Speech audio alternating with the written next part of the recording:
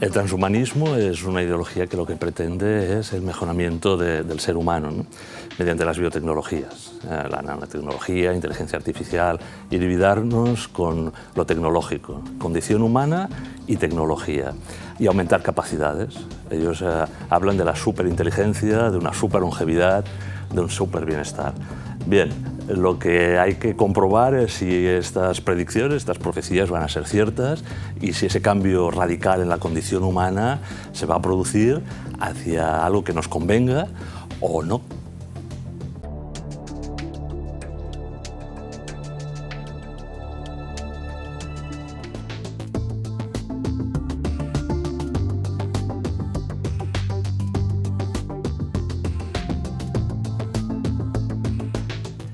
El transhumano sería un ser humano en transformación con algunas capacidades físicas y psíquicas superiores a las de un ser humano normal. En cambio, un poshumano sería un ser natural, artificial, con unas capacidades que sobrepasarían de forma excepcional las posibilidades del hombre actual.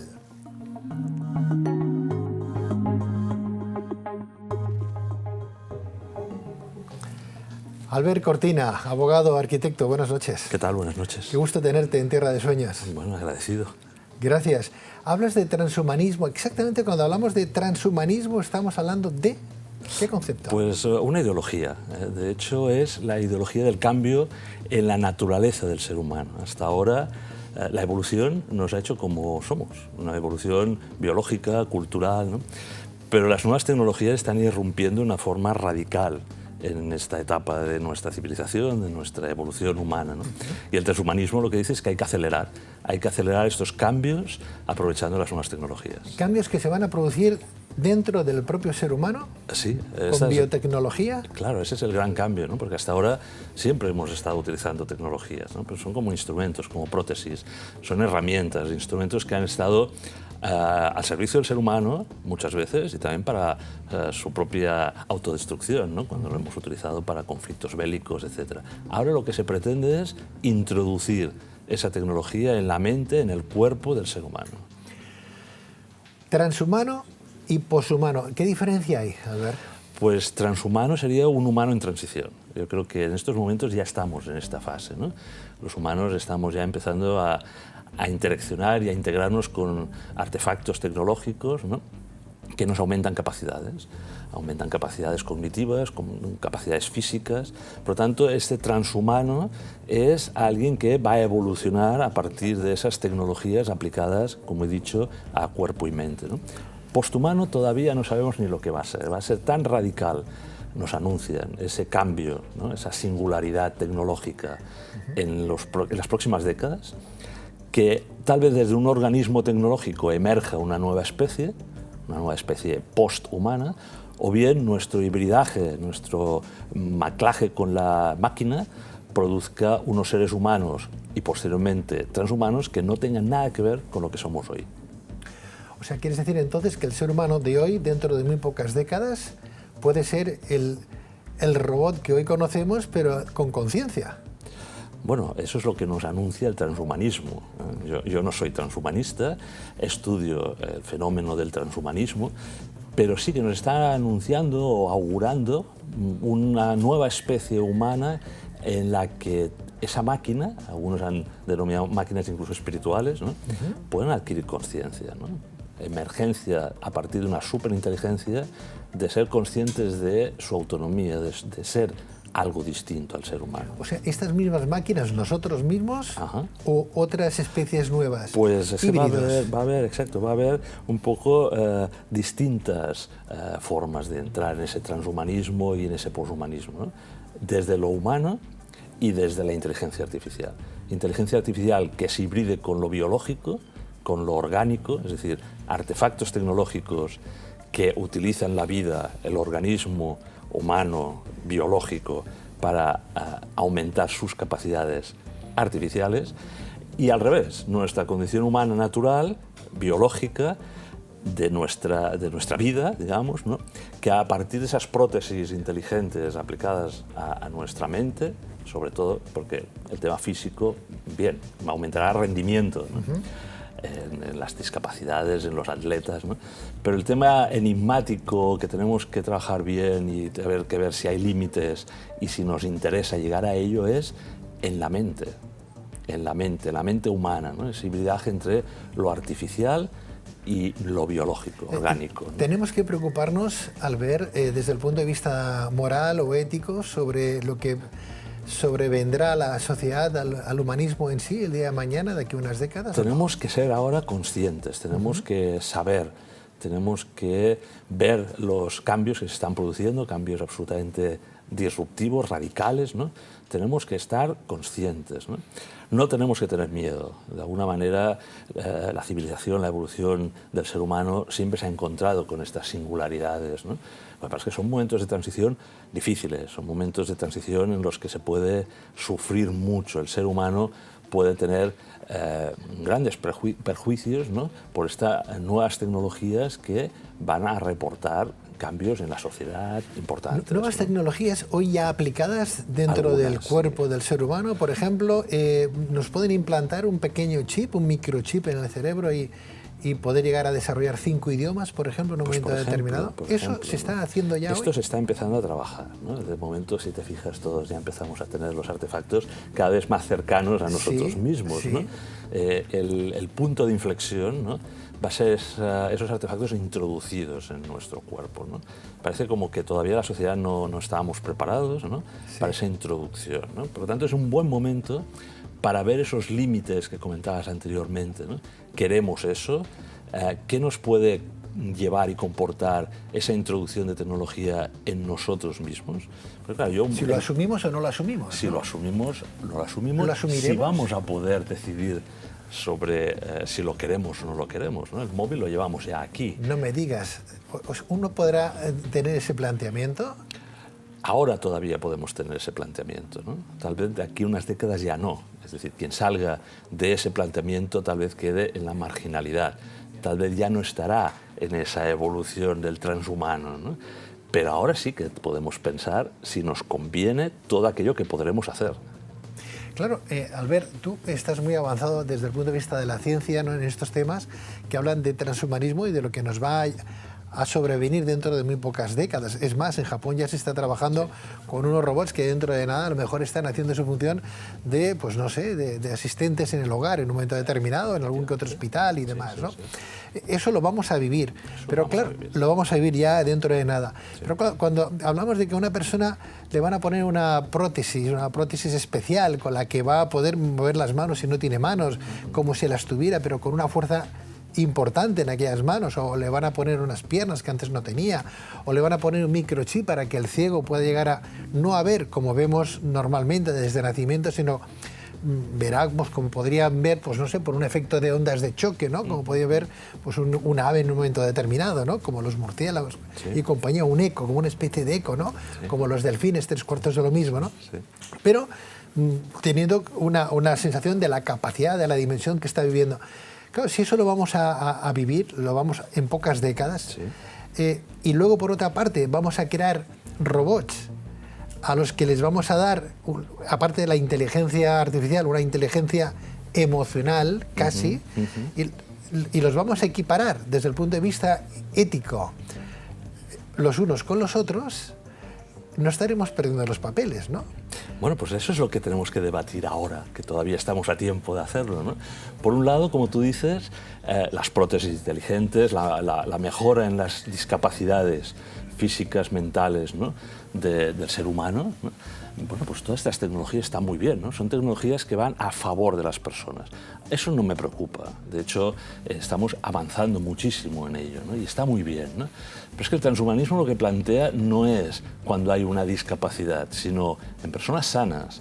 Si esa prótesis en la mente, como tú decías antes con los idiomas, ¿no? existe, tienes el deber moral, dicen ellos, de aplicártela. Tienes el deber moral de aplicarla a tus hijos, ¿no? Por lo tanto, este es un primer debate que tenemos que realizar ahora, que todavía bueno, tenemos una cierta racionalidad y juicio sobre estos temas. El otro es el que comentabas de los robots, ¿no? Claro. El de si damos estatus jurídico y de derechos, ¿no?, a los futuros robots autónomos inteligentes que tomarán decisiones que hasta ahora tomamos los seres humanos. ¿Los robots tomarán decisiones? Están empezando ya los algoritmos en el mercado financiero, en el tema del armamento, ¿no? Se empieza a ver una inteligencia artificial en la cual los humanos delegamos ciertas decisiones. De momento son pocas. Bueno, lo estamos viendo en los vehículos ahora que... Por ejemplo, el vehículo se conduce solo, ¿no? bueno, todavía no vemos grandes ciudades inteligentes, smart. Sí, pero cuando la economía esté dirigida por un algoritmo inteligente, cuando haya que escoger un puesto de trabajo en lugar con un director de recursos humanos que sea una persona, ¿no?, sea un algoritmo o una inteligencia artificial, ¿cómo nos lo vamos a tomar los humanos como nosotros ahora, ¿no, Pedro? ¿En cuántas décadas ves tú que habrán estos cambios? Claro, que le demos la misma potestad a una mente humana que a una mente artificial. Ya no estamos hablando de ciencia ficción, estamos hablando de una ciencia... O sea, muchos científicos están diciendo lo que antes era ciencia ficción, ahora ya empieza a ser ciencia, ¿no? Nos tenemos que tomar muy en serio estos temas, ¿no? ¿Por qué? Porque lo que habrá que hacer seguramente es aumentar nuestra condición humana. Los humanistas dicen vamos a transformar la condición humana a partir de lo artificial, ¿no? Yo abogo en los libros que hemos ido trabajando últimamente por un humanismo avanzado, un humanismo en el cual, sabiendo que la inteligencia artificial, que ese posthumano va a venir y que en las próximas décadas, bien por la vía que decíamos del organismo tecnológico que nos supera, ¿no?, o bien porque nosotros mismos nos hibridamos, ¿no?, nos hacemos cyborgs, ¿no?, eso va a venir, ¿no? El tema es cómo lo conducimos desde lo humano, desde el humanismo, ¿no? Entonces, claro, hasta ahora el humanismo nos ha dado grandes pautas para funcionar en los siglos anteriores, pero el siglo XXI va a comportar unos cambios muy radicales en nuestra evolución. Por lo tanto, tenemos que actualizar las bases del humanismo y de la persona, entender cuál es la esencia de la condición humana. ¿Qué es lo que un robot autónomo, inteligente, que tome decisiones nunca va a poder superar a ese ser humano? Hemos de entender eso, ¿no? ¿Y tú crees que lo vamos a entender?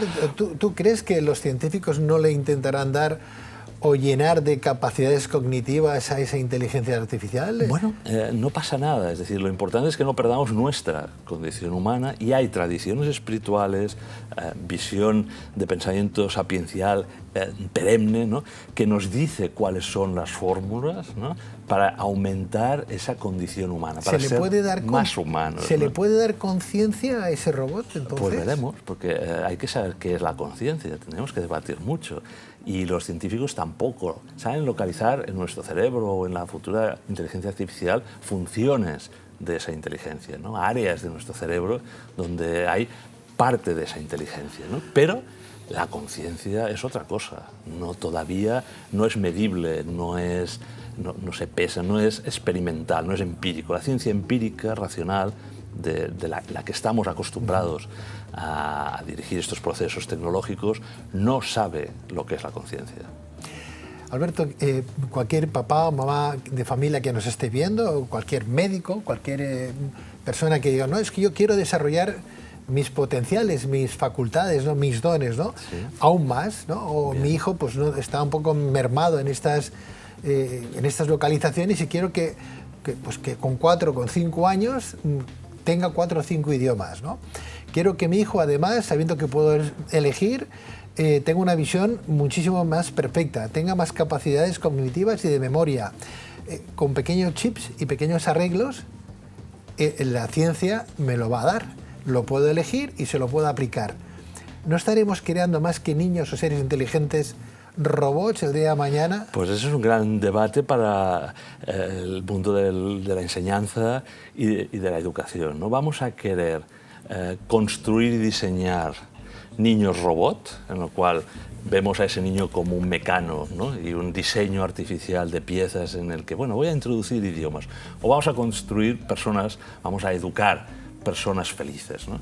Eso cualquier padre, ¿no?, nos lo planteamos, pero claro, cualquier educador también. Si perdemos esa idea de que vamos a educar personas humanas, y además para hacerlas felices, ¿no?, como perdamos ese horizonte, bueno, si consideramos que el bienestar, no la felicidad, el bienestar de esa persona va a residir en más chips que aumenten sus idiomas, que ¿por qué no? No pasa nada, sí, está muy bien, pero no perder el objetivo final.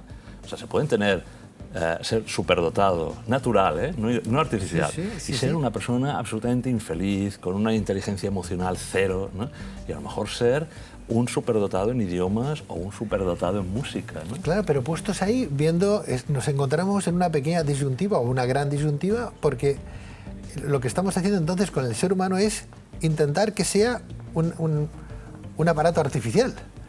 Le estamos dando esa singladura, ¿no? En cambio, el robot, ya lo tenemos, le podemos aplicar toda esa materia gris, sí, siempre será mucho más inteligente en un momento determinado, aunque no tenga conciencia, pero claro, inteligencia desde el punto de vista, ¿no?, claro, de las ciencias, ¿no?, de las matemáticas, de las exactas, ¿no?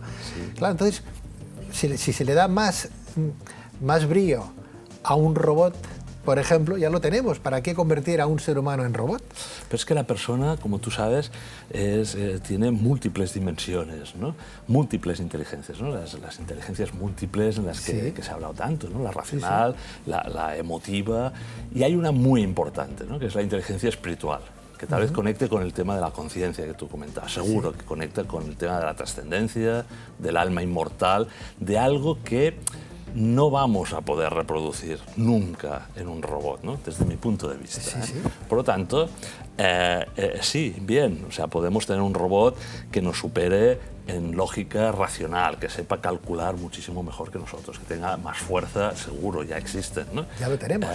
Que cojan a una persona mayor, ¿no?, y la trasladen de una camilla a una cama muchísimo mejor que un ser humano que la está cuidando esa persona, etc.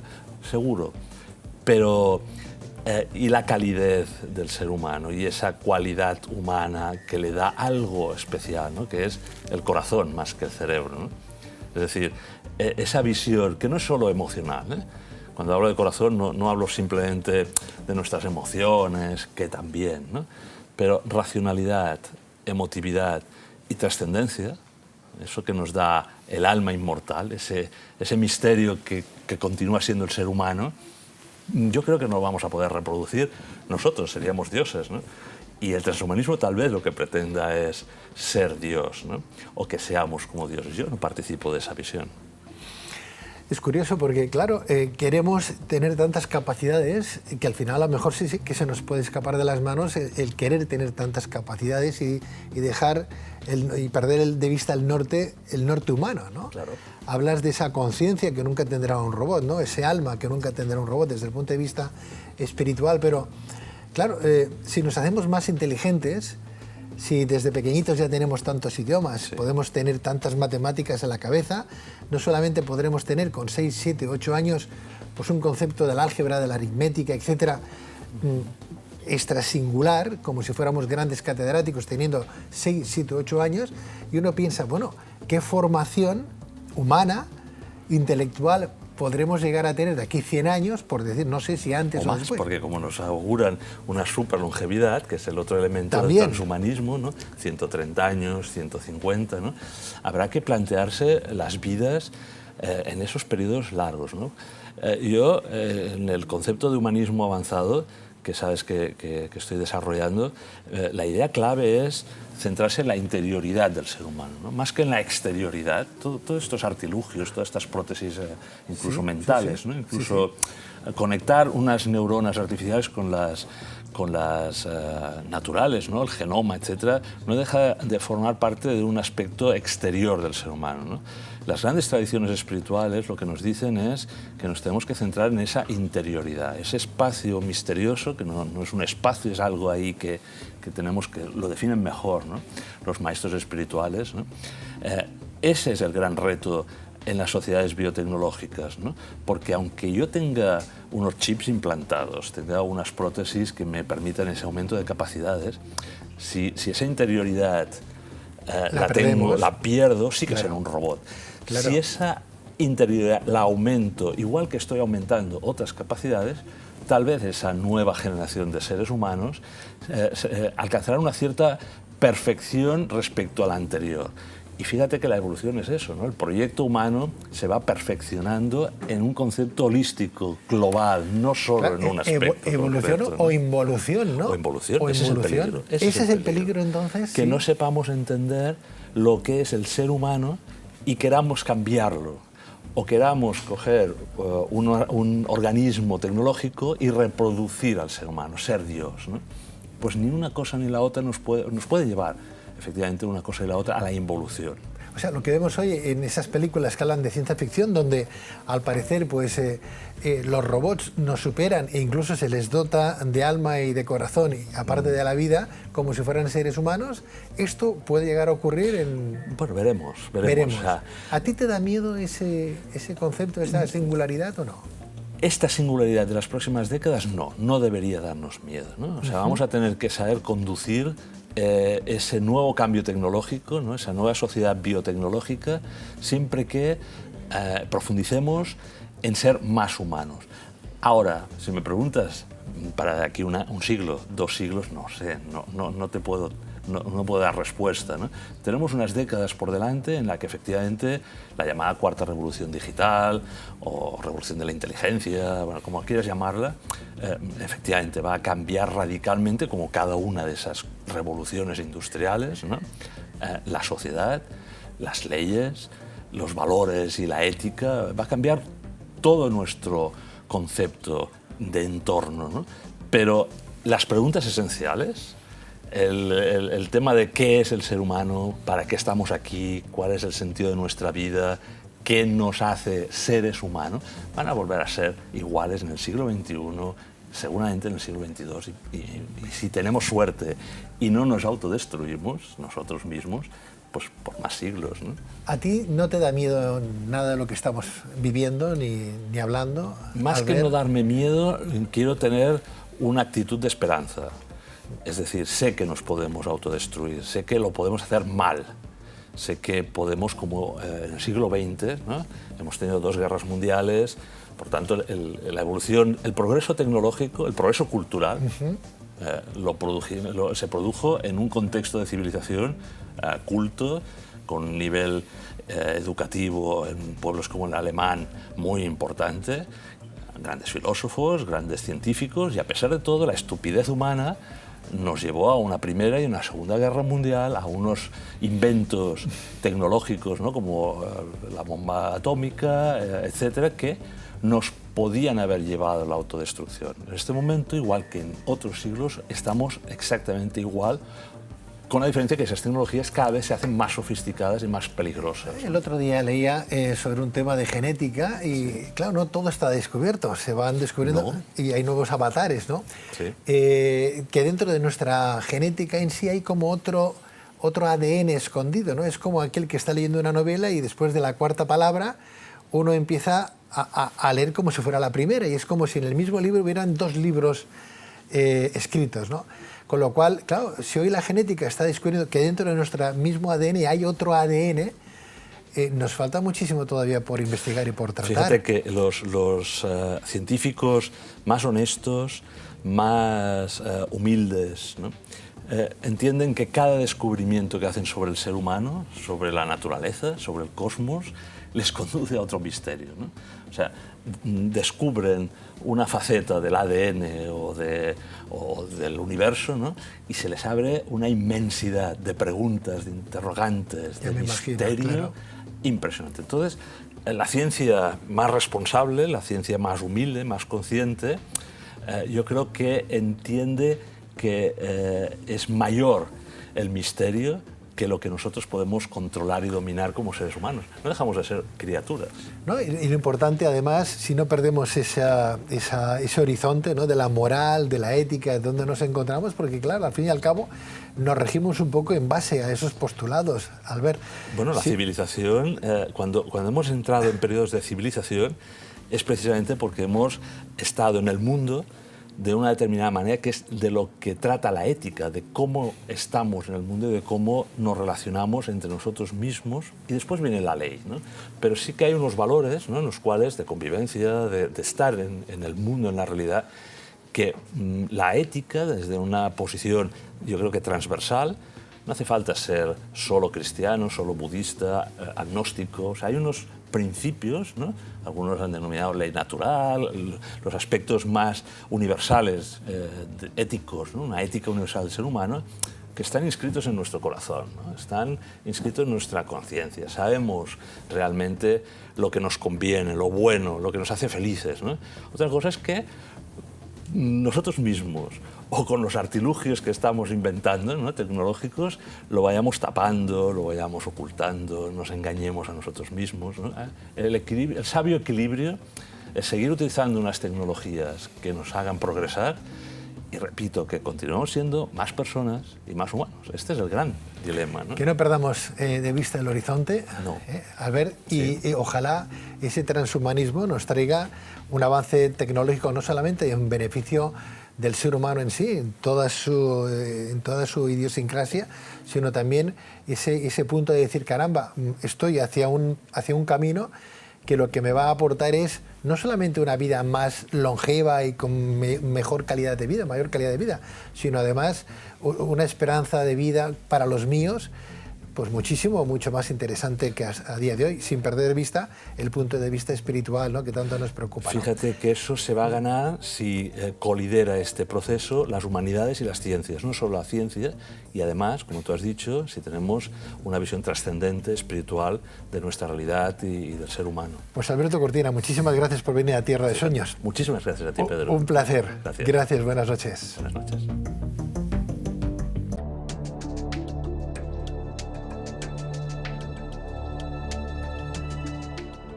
Para mí la familia es las raíces, es la fuerza, es el saber dónde estás para poder después ir por el mundo con libertad. Para mí el destino es la materialización de la causalidad. Hay una causa para un destino. Sin la injusticia ese sistema no puede funcionar. Y ahora sí, si le das la vuelta, está la injusticia que está matando a 20.000 niños de hambre al día. Bueno, pues si es el holocausto que esta justicia o que este sistema económico exige, pues vamos a aceptarlo y estamos contentos. Que mueran mañana otras 100.000 personas para mantener a Europa, a Occidente, a América, pues gordos y felices. Sí, la injusticia es parte del sistema.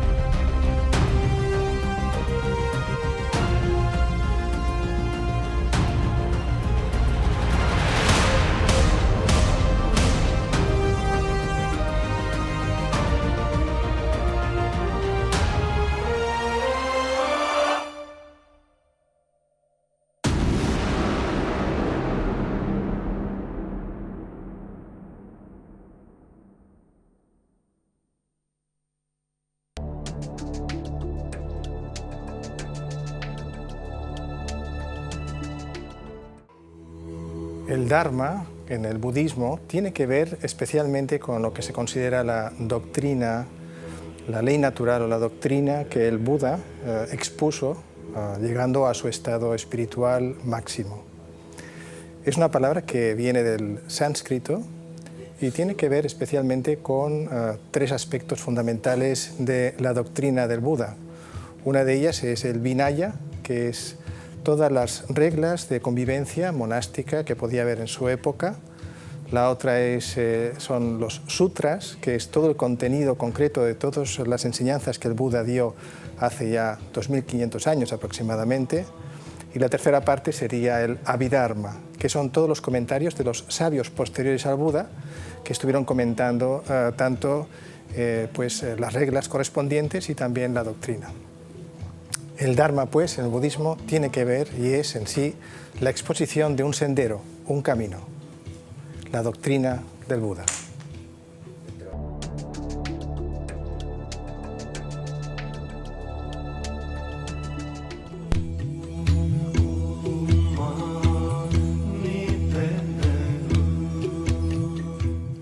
El budismo nació hace unos 2600 años en la India de las enseñanzas de su fundador, Siddhartha Gautama.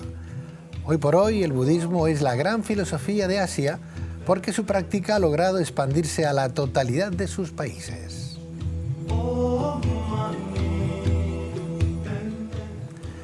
Sondro Yese, buenas noches y bienvenido a Tierra de Sueños. Muy buenas noches, un placer estar aquí con todos. Bienvenido, un placer tenerte con nosotros. El nombre que tienes búdico, Sondro Yese, ¿tiene una traducción? ¿Se puede traducir? ¿Qué significado en tiene? realidad Sondru tiene que ver con un término que significa diligencia y Yeshe tiene que ver con un significado que viene a ser aproximadamente sabiduría primordial. Es una sabiduría no conceptual, no nacida de la razón convencional. ¿Y cómo se llega a ese convencimiento, a ser un Sondro Yese? ¿El nombre te lo pone alguien en concreto, un maestro? Sí, en concreto todos los que practicamos formalmente el budismo como una tradición recibimos, digamos, un nombre especial en un momento determinado mediante una pequeña ceremonia de un maestro, con lo cual formalmente se considera que eres budista. O sea que hay un ritual entonces. Hay un ritual, hay una ceremonia en el caso del budismo tibetano, el budismo vajrayana en concreto. Entiendo yo que entonces como confesión, como religión, como filosofía de vida, el budismo, ¿cómo lo centramos? En realidad suele ser la pregunta, es una pregunta que te lleva a un error normalmente. ¿Es una religión o es una filosofía? La respuesta es ambivalente. Es una religión y al mismo tiempo es una filosofía. La cuestión es, el practicante o el que está interesado en el budismo puede acercarse desde el punto de vista de la filosofía o desde el punto de vista de la religión. Sondro Yese, dentro del budismo hablamos del Dharma en el día de hoy. ¿El Dharma sería entonces una forma de ver el budismo, de entender el budismo? ¿Es una filosofía de vida entonces el Dharma? El Dharma en sí mismo viene a ser todo el método, el sistema, la sabiduría, la doctrina, los métodos que el propio Buda estableció y con los que él consiguió llegar a la máxima realización como ser humano con mayúsculas. Y todo eso se ha ido trasladando a lo largo del tiempo hasta nuestros días y nosotros tenemos la posibilidad de poner en práctica esas enseñanzas. No de imitar a Buda, tampoco de imitar las enseñanzas, sino de practicarlas y hacerlas realidad en nuestra propia experiencia personal en el siglo XXI. O sea que Dharma sería, el significado de Dharma sería enseñanza. Enseñanza, doctrina, sendero, camino espiritual. ¿Sendero también? Sí, se puede considerar como un sendero.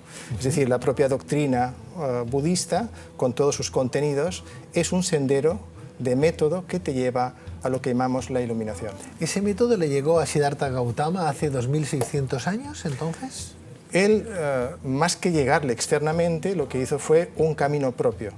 Él hizo de su propia experiencia una exposición que más tarde se convirtió y estructuró en una serie de enseñanzas, de un camino, y que además, y esto es curioso, no pretendió en absoluto fundar una religión. De hecho, el budismo no lo fundó el Buda. El Buda no tenía ningún interés en fundar ninguna religión. Simplemente las generaciones posteriores al propio Buda fueron estructurando sus enseñanzas y poco a poco, dependiendo del contexto sociocultural, fue naciendo lo que hoy conocemos como religión budista, que en el fondo son distintas tradiciones dependiendo del país. Bueno, en cualquier caso ha pasado como en cualquier tradición religiosa, ¿no? Sondro Yese, tenemos el cristianismo que ha derivado en diferentes protestantes, católicos, etc. ¿Pasa lo mismo con el budismo? ¿Hay muchas ramas dentro del budismo? No hay un poder centralizado. Por ejemplo, desde el punto de vista religioso no es una religión monoteísta, es una religión desde el punto de vista, digamos, asiático, donde se ha desarrollado en distintas culturas. Entonces no hay, como digo, un poder centralizado, hay distintas tradiciones y de ahí encontramos, por ejemplo, el budismo Zen en Japón, el budismo coreano, el budismo Theravada en el sur de la India, el budismo Vajrayana en el norte de la India. Podemos encontrarnos también con el budismo Chan, que es el budismo chino. Es decir, existen ahora distintas tradiciones budistas. Todas están basadas en las tradicionales enseñanzas del Buda original. ¿La base del budismo entonces sería esa liberación personal? ¿no? ¿Cómo se llega a esa liberación personal? Yo creo que todos nuestros telespectadores que nos están viendo quieren tener esa libertad, ¿no? Bueno, liberación personal universal, exactamente ¿de qué estamos hablando? Porque claro, libres ya lo somos, ¿no? Pero liberación personal universal, ¿de qué hablamos? Realmente pensamos que somos libres, pero estamos cautivos constantemente de nuestras emociones, de nuestros sentimientos, de nuestras filias, de nuestras fobias. Y si nos fijamos, estamos atrapados constantemente en la interferencia del ego. Es decir, todas las luchas de poder que existen en la sociedad, las guerras, las hambrunas, el sufrimiento general de los seres humanos está basado justamente en ese cautiverio que tenemos, en estar cautivos de este ego. La liberación tiene que ver con la capacidad de liberarnos completamente de este ego. Una vez libres de este ego, fluye entonces la trascendencia o la inmanencia natural del ser humano. El budismo no está apuntando a la creación de un estado mental artificial, sino que apunta a la capacidad de experimentar el estado natural original de la mente antes que el ego esté manipulando ese estado mental. En el budismo se habla mucho de esa insatisfacción, Sandro, y se habla de ese sufrimiento. Entiendo que en las 4 nobles verdades también se habla, evidentemente, del sufrimiento y de cómo erradicarlo, ¿no? Sobre todo desde el punto de vista de la palabra que tiene que ver con dukkha, que es una palabra sánscrita que tiene que ver con la insatisfacción constante que tenemos en nuestra vida. Por ejemplo, muchos seres humanos sufren mentalmente, incluso siendo ricos, teniendo todas las posibilidades del mundo, materiales me refiero, incluso así están sufriendo. ¿De dónde surge este sufrimiento? ¿Cuál es esta insatisfacción que te lleva siempre a estar buscando más, acumular más, y luego a tener el miedo de perder todo lo que has acumulado? ¿Dónde está el origen de esto? El budismo va justamente a practicar para poder liberarnos de lo que origina ese estado mental. Por lo tanto, finalmente, si nosotros somos libres y felices interiormente, todo lo que proyectamos en nuestro mundo, en nuestra sociedad y con los demás seres vivos, no solo los seres humanos, posiblemente sea también mejor, más feliz, más constructivo. Y esa es un poco la idea de la filosofía budista. ¿Se puede llevar esa filosofía de vida al terreno occidental? Yo entiendo que en Oriente es como que parece como más fácil, ¿no? Porque se respira un poco más desde el punto de vista de la armonía, lo que estás comentando. En Occidente, con las prisas, con este mundo tan material en el que vivimos, que nos cuesta un poquito, ¿no? Centrar, mantener el equilibrio, etcétera, ¿se puede vivir de esa manera, de forma tan, entre comillas, drástica? Creo sinceramente que sí. La cuestión es, ¿queremos hacerlo? Claro. Porque la cuestión no es si se puede. Existen métodos, existen formas, existen herramientas de gestionar mucho mejor nuestro tiempo y la percepción de nuestro tiempo. Si nuestra mente se afana en poder estar siempre corriendo detrás de las cosas, sufrimos ansiedad, sufrimos estrés, sufrimos. En cambio, si empezamos a cambiar nuestra forma de percepción, cómo nuestros 5 sentidos perciben la realidad y cómo gestionamos esta percepción, automáticamente empezamos a cambiar también la forma en la que gestionamos todo ello en Occidente. Quizás este sea un punto muy importante en este momento para Occidente. Pero Sandro, el Papa Francisco nos dice que tenemos que mirar mucho para Oriente. Posiblemente tenemos que mirar más a Oriente para llegar a ese espíritu contemplativo, para darnos cuenta que tenemos que ver y que tenemos que mirar también las cosas, ¿no? Darnos cuenta de que pertenecemos a un todo. Somos un microcosmos dentro de un macrocosmos, ¿no? Las 4 nobles verdades que hablaba Buda habla del sufrimiento, ¿no? Entre la causa, el camino, etcétera, etcétera, ¿no? Lo basa todo en el sufrimiento. Verdaderamente, el ser humano sufre tanto, llegamos a tener que las 4 nobles verdades nos tienen que hablar, pues, de la existencia del sufrimiento, la causa del sufrimiento, el cese del sufrimiento, así como el camino o método para el cese del sufrimiento. Son las 4 nobles verdades, ¿no? Bueno, el Buda plantea las 4 nobles verdades, después plantea el octuple noble sendero, que son los métodos para poder liberarnos de ello, y por supuesto, dentro de lo que sería el budismo, a lo largo de su recorrido histórico, se han desarrollado aspectos todavía más profundos. Por un lado, basándonos en las 4 nobles verdades, tendríamos un segundo giro de la rueda del Dharma que se llama, que tiene que ver con la compasión.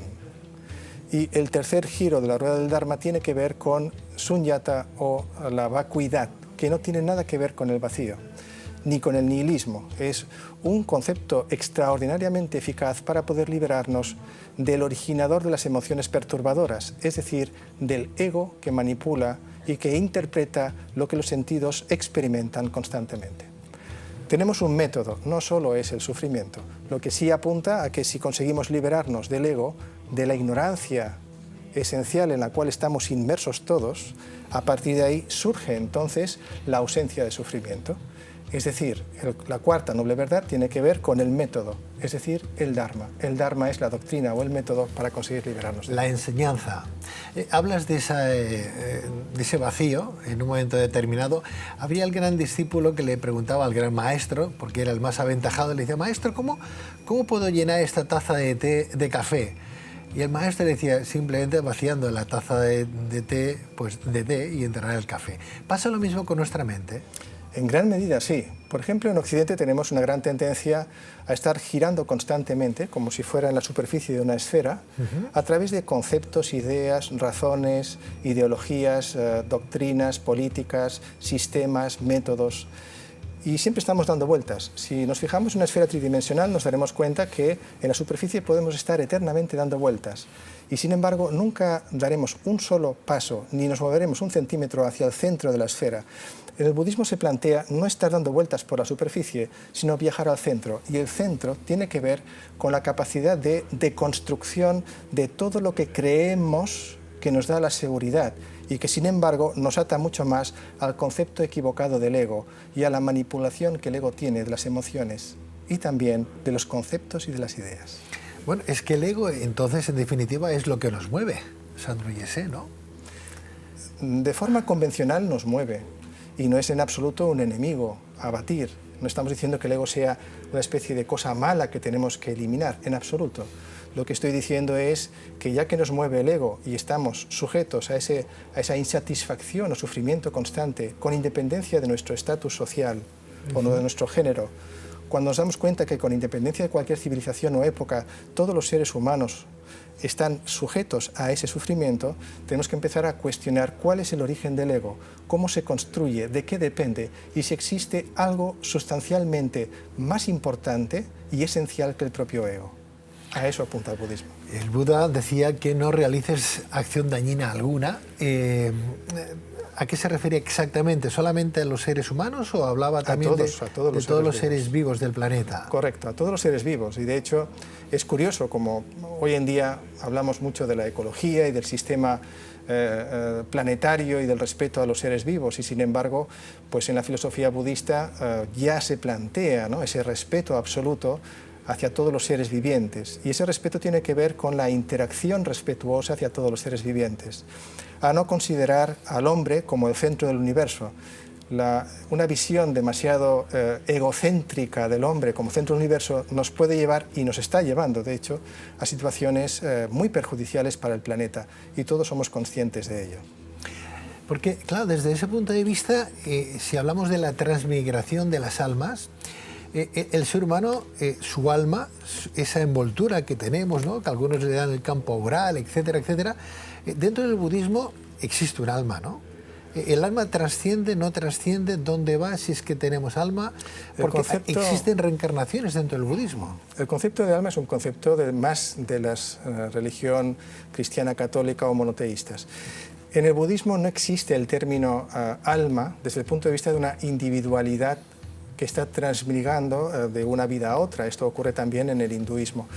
En el budismo se habla del continuo mental, y el continuo mental es lo que se va reencarnando con las diferentes reencarnaciones de los seres humanos correspondientes. Lo que pasa de una reencarnación a otra es un continuo mental, no tanto un alma, una esencia o una individualidad. ¿Un continuo mental significa entonces que nuestra mente trasciende?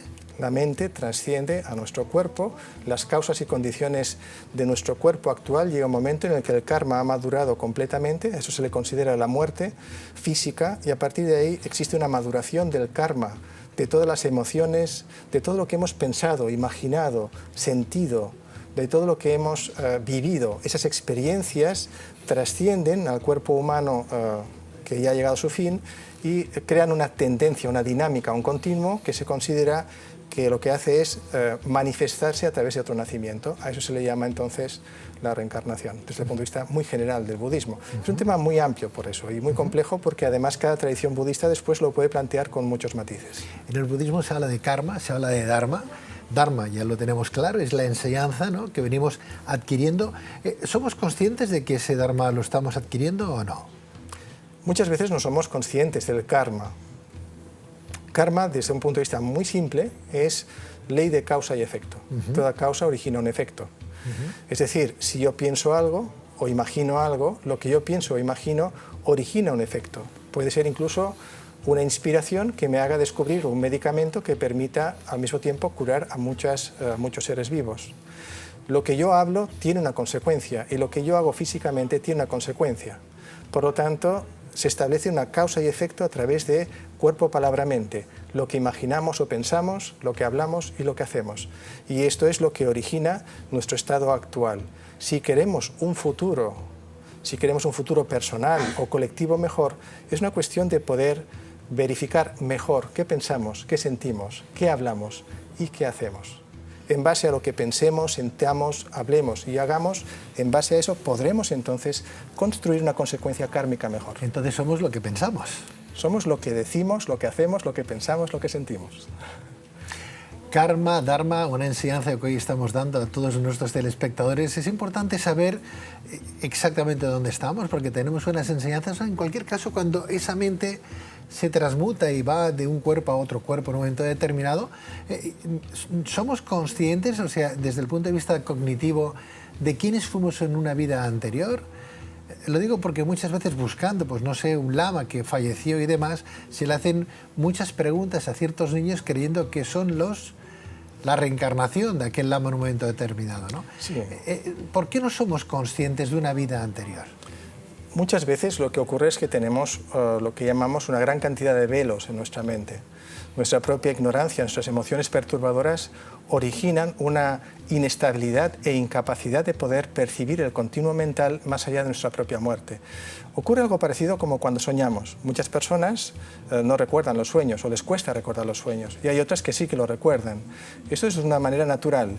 Con el entrenamiento de la mente a través de la meditación podemos conseguir una estabilidad y una profundidad mental que nos haga capaces de ser conscientes del momento de la muerte y también de la futura reencarnación.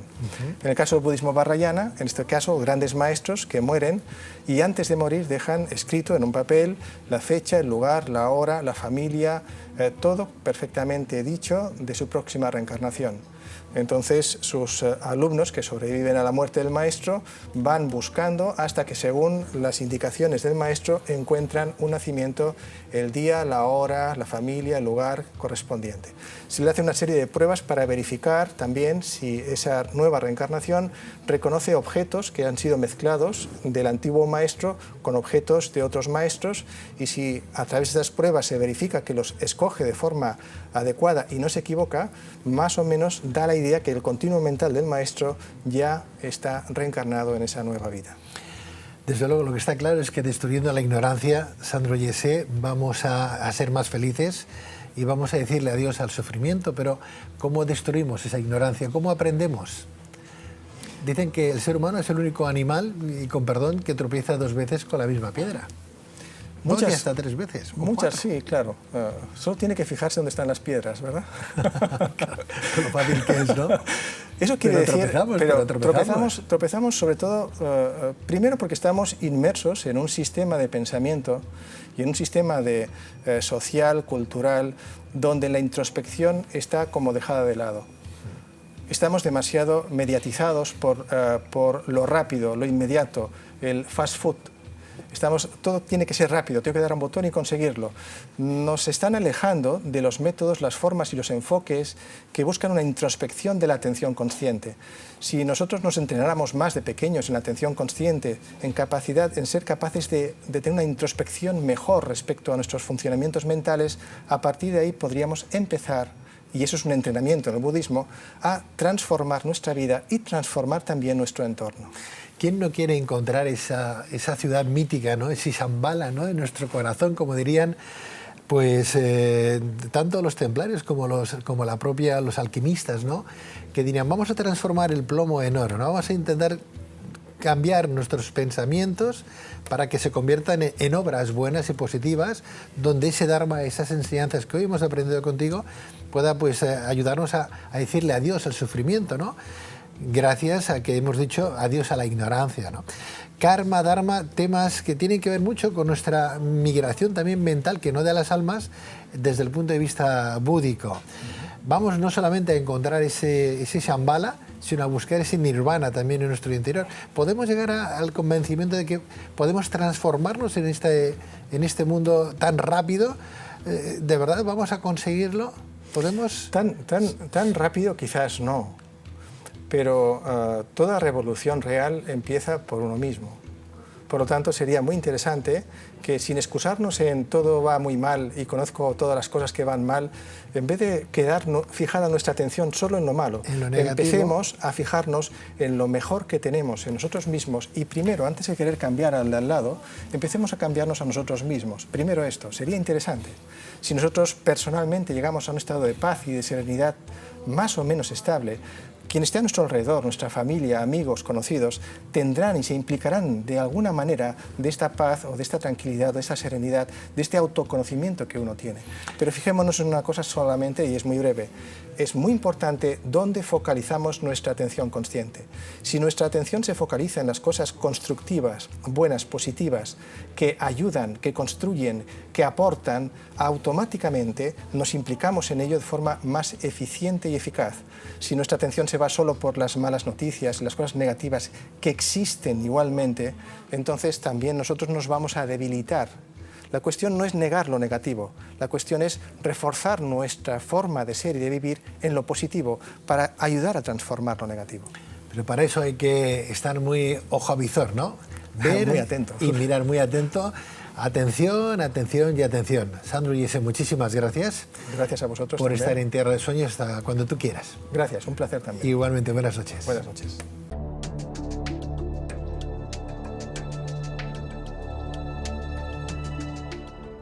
Bueno, para mí la amistad es uno de los grandes desconocidos en nuestros tiempos, debido a que hay pocos amigos, aunque hay grandes amigos, pero quizá la amistad sea una de las grandes asignaturas pendientes de esta cultura. La familia es ese núcleo al que uno siempre vuelve, es esa arboleda perdida, esa constante, ¿no?, que te acompaña, es algo absolutamente indispensable. Luces en la Oscuridad es el programa humanista que habla de mente, cuerpo y espíritu. En nuestro afán por llegar a todas nuestras luciérnagas, hemos querido dar un paso importante y crear una nueva app para que puedas escucharnos desde y cuando quieras. Descargarla es muy sencillo, solo tenéis que escribir Luces en la Oscuridad en vuestro Apple Store o bien en Google Play y podréis haceros con ella gratuitamente. Os esperamos en Luces en la Oscuridad.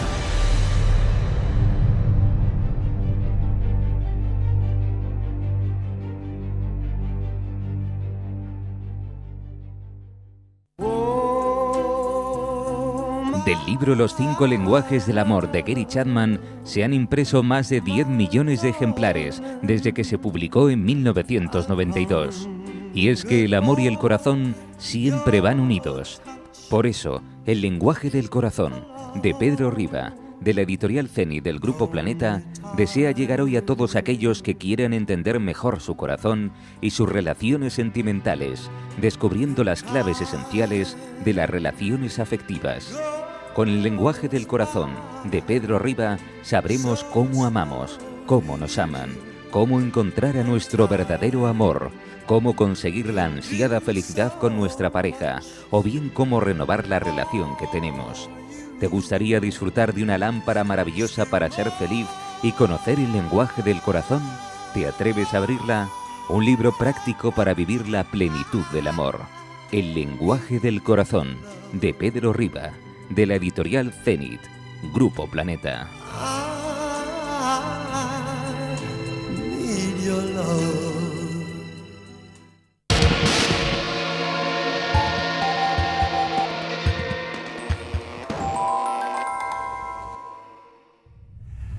Bien, pues hasta aquí en este Tierra de Sueños. Les emplazamos a que, si tienen la amabilidad y la bondad de acompañarnos en una nueva edición de este programa, lo vuelvan a hacer y que compartan con nosotros la experiencia, el conocimiento de todos nuestros invitados, aquellos que hablan de mente, de cuerpo y de espíritu, siempre a partes iguales. Que tengan una bonita semana, sean felices. Adiós.